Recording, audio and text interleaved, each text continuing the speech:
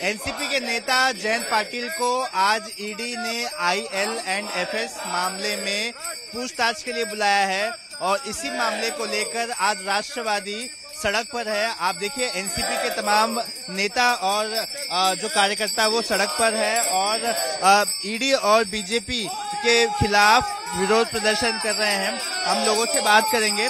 आप विरोध प्रदर्शन कर रहे हैं, आप क्या कहेंगे? ईडी के खिलाफ आप प्रदर्शन कर रहे हैं। ईडी एक ऐसी संस्था है जो देश की जनता के हित के लिए है, लेकिन 2014 में जब से केंद्र में भाजपा की सरकार आई है, बच्चा ईजी का मजाक उड़ा रहा है। अगर बच्चे को कोई चॉकलेट नहीं देता तो अपने माँ बाप को बोलता है मैं आपको ईडी लगा दूंगा। ऐसे ईडी की प्रतिमा पूरे देश में खराब हो चुकी है। मैं इस सरकार से और ईडी से विनती करूंगा कि अगर आपको देश का हित चाहिए और आपको अपनी प्रतिमा स्वच्छ रखनी है तो हमारे नेता जो निष्कलंक है जयंत पाटिल साहब जैसे नेता के पीछे आप मत लगिए, क्योंकि उन्होंने पूरी जिंदगी सिद्धांतों पे अपनी जी है। और हम जयंत पाटिल साहब के समर्थन के लिए हम यहाँ पे सांगली से आए हैं और हमारा नेता बहुत शांत और संयमी है, लेकिन हमारे जैसे लाखों कार्यकर्ता साहब के लिए कुछ भी कर सकते हैं। देखिए कुछ भी कर सकते हैं, ये आपकी भावना है, लेकिन कहीं आपको ऐसा नहीं लगता कि जांच में कभी सहयोग करना चाहिए? अगर मान लीजिए उनका नाम आया है तो नहीं, सहयोग करने की कोई आवश्यकता नहीं। सहयोग करने के लिए साहब यहाँ पे आने वाले हैं। साहब आने वाले हैं और पूरा वाळवा तालुका, सांगली जिला और पूरे महाराष्ट्र से लोग यहाँ पे आ रहे हैं। क्यों आ रहे हैं? इतने बड़ी संख्या से क्यों आ रहे हैं? निष्कलंक हमारा नेता है और उसको दाग लगाने का कोशिश फडणवीस सरकार और शिंदे सरकार, भ्रष्ट सरकार कर रही है। आप कहाँ से आए हैं और क्या आपका कहना है? आप सांगली से आए, हम हमारे साहब के लिए अपनी जान भी दे सकता है। ईडी के क्या सबको मुकाबला करने की तैयारी में है। तो यहाँ पे आपने सुना लोगों का कहना है कि लोग दूर दूर से आए हैं। आप कहाँ से आए हैं और आपका क्या कहना है? ईडी ने जयंत पाटिल को पूछताछ के लिए बुलाया। मी बावची तालुका वाळवा जयंत पाटील साहेबांचा छोटा कार्यकर्ता आहे। हिंदी में मराठी करा तुम परत हिंदीत मराठी हिंदी बोलिए ना। हमारे साहेब ये जयंत पाटिल साहब है ना, ये जो महाराष्ट्र और देश के निष्कलंक नेता है, हमारे जयंत पाटिल साहब को बदनाम करने के लिए ईडी जैसा शासन पुरस्कृत उसके पीछे बदनामी का धब्बा लगाने के लिए लगाया है। तो ईडी को धब्बा लगाने के लिए लगाया है। देखिए कई बार कई सारे नेताओं को ईडी हमेशा बुलाते आई है और इसके पहले भी आप लोगों ने विरोध प्रदर्शन किया है। एनसीपी के नेता एक के बाद एक ईडी के रडार पर दिखाई दे रहे हैं। ये तीसरे बड़े नेता होंगे जो ईडी के सामने आज पेश होंगे। आपका क्या मानना है? क्या नेताओं को चाहे किसी भी पक्ष का हो, अगर उन पर आरोप लगा है तो जाकर जांच का सहयोग करे और सामना करना चाहिए? ऐसा है कि जयंत पाटिल साहब के बारे में पिछले 35 सालों में भारतीय जनता पार्टी के किसी विधायक ने, किसी नेता ने, किसी विपक्ष के नेता ने कभी आरोप नहीं किया है। 2 मई को पवार साहब रिजाइन देते हैं। पवार साहब के साथ खड़े होने का काम जयंत पाटिल साहब करते हैं। निपानी में जयंत पाटिल साहब भाषण देते हैं और वो उधर कहते हैं कि फौजदार का हवलदार हो गया। ये बात इतनी लगती है कि जयंत पाटिल साहब को एक हवलदार लाकर नोटिस देता है।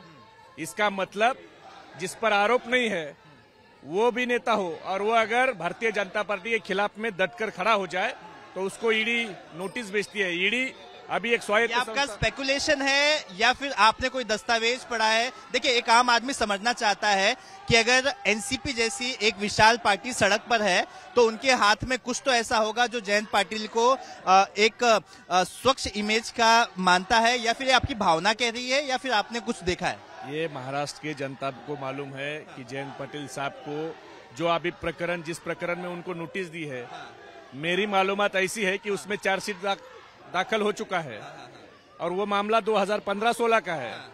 इंक्वायरी को बुलाना था, जयंत पाटिल साहब दोषी थे तो 2016 से अभी तक क्या कर रहे थे? 7-8 साल के बाद आप इंक्वायरी को बुलाओगे, ये क्यों बुला रहे हो आप? ये न समझने इतना महाराष्ट्र की जनता भूली नहीं है। महाराष्ट्र की जनता को सब समझ में आता है।